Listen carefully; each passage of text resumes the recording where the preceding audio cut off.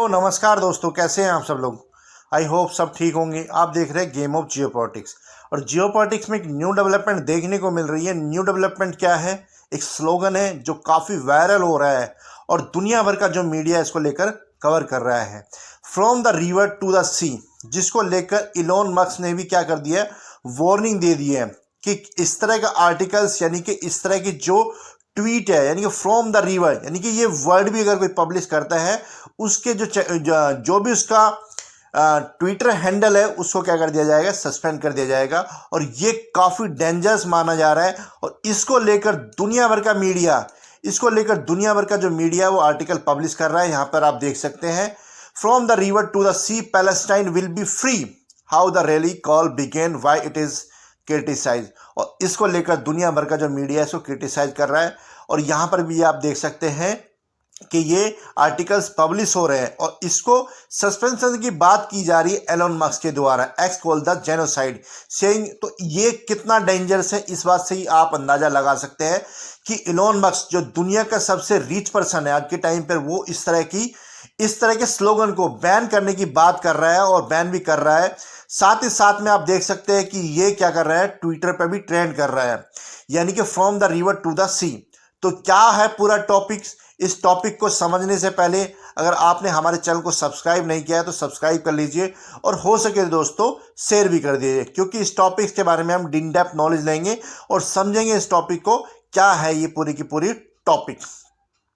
तो जैसे कि आप जानते हैं कि जो इजराइल और हमास का 7 अक्टूबर से इजराइल और हमास का क्या चल रहा है, वॉर चल रहा है, जिसमें हमास ने 7 अक्टूबर को सडनली जो इजराइल है उस पर 5000 से भी ज़्यादा रॉकेट क्या कर दिए थे, फायर किए थे। और जिसके रिटेलिएट में इजराइल ने हमास पर क्या किया था, अटैक कर दिया था, और जिसमें अभी तक 11,000 से भी ज़्यादा लोगों की जानें जा चुकी हैं। तो कहा जा रहा है कि ये वॉर काफ़ी लंबा चलने वाला है और इसमें काफ़ी लॉस बियर करना पड़ेगा गाजा को, और हो सकता है कि पूरा गाजा इजराइल ना कैप्चर कर ले। तो इसी को लेकर पूरी दुनिया में प्रोटेस्ट हो रहे हैं और इसी प्रोटेस्ट में ये स्लोगन निकल के आया, यानी कि जो ये स्लोगन है इसमें कहा जा रहा है कि जो from the river to the sea, इसमें कहा जा रहा है, इसमें बात की जा रही है जो ये जॉर्डन है। जैसे कि आप यहाँ पर देख सकते हैं, ये है लेबनान, ये है जॉर्डन और ये है इजिप्ट, और ये है पूरा पूरा इजराइल, यहाँ पर वेस्ट बैंक है, और ये है गाजा स्ट्रिप। तो ये जो जॉर्डन रिवर है जो आप यहाँ पर देख सकते हैं, ये जॉर्डन जो रिवर है ये कहाँ पर गिरती है, ये गिरती है डेड सी में। जैसे कि आपने सुना होगा डेड सी के बारे में, यहाँ पर कभी भी कोई इंसान डूबता नहीं है। और ये है मेडिटेरियन सी, यानी कि जो इसका और इसका जो पूरा एरिया, यहाँ से लेकर पूरा एरिया, इसको कैप्चर करने की बात की जा रही है जो प्रो पैलेस्टीनियन प्रोटेस्टर है उनके द्वारा, और कॉल किया जा रहा है, एक तरह से ये ऐसा प्रमोट किया जा रहा है कि जेनोसाइड के लिए। तो हम देख सकते हैं इसी को लेकर दुनिया भर का जो मीडिया है इसको लेकर कंसर्न है। साथ ही साथ में बड़े जियोपॉलिटिकल थिंकर्स हैं और बड़े बड़े जो आउटलेट्स हैं वो भी इसको लेकर कंसर्न है। तो हम कह सकते हैं कि ये काफ़ी बिग टॉपिक है। जैसे कि आपने देखा होगा किस तरह से हमास ने अटैक किया था, और यहाँ पर जो दुनिया भर का जो प्रो पैलेस्टाइन लोग हैं, दुनिया भर में जो प्रो पैलेस्टाइन लोग हैं वो इसको लेकर प्रोटेस्ट कर रहे हैं। और साथ ही साथ में आप देख सकते हैं कि ये प्रोटेस्ट काफ़ी वाइड लेवल पर हो रहे हैं और कह रहे हैं कि दुनिया में अब ये इतना डेंजरस क्यों है।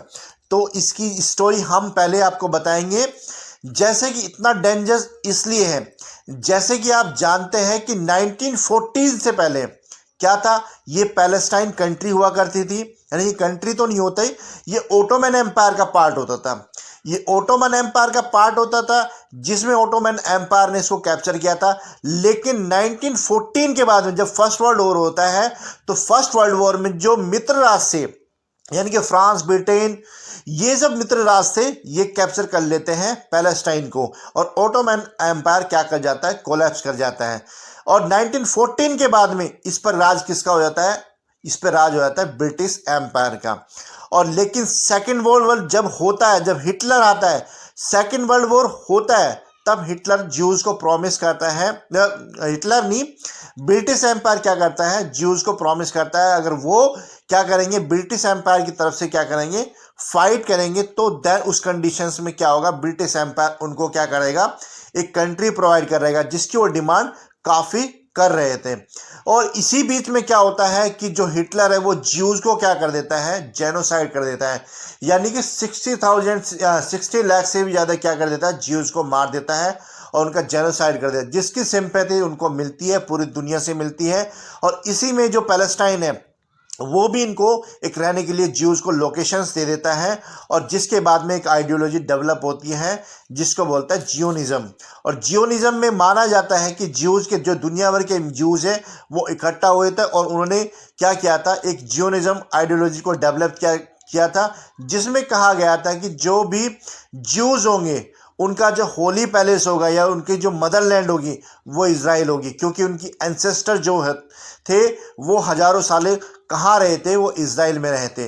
और तब से ये जो कंट्री बनने का जो प्रोसेस है ये चालू किया जाता है। और इसी बीच में 1947 में मित्र राष्ट्र क्या कर जाता है, जीत जाते हैं, और जिसके बाद में एक लोकेशन दी जाती है ब्रिटिश एम्पायर के बाद में इज़राइल को, और जिसमें 1947 में अरब के साथ में इज़राइल का वॉर होता है और इज़राइल क्या कर जाता है, इस वॉर को जीत जाता है। और 1940 में इज़राइल की क्या हो जाती है, इस्टेब्लिशमेंट हमें देखने को मिलती है।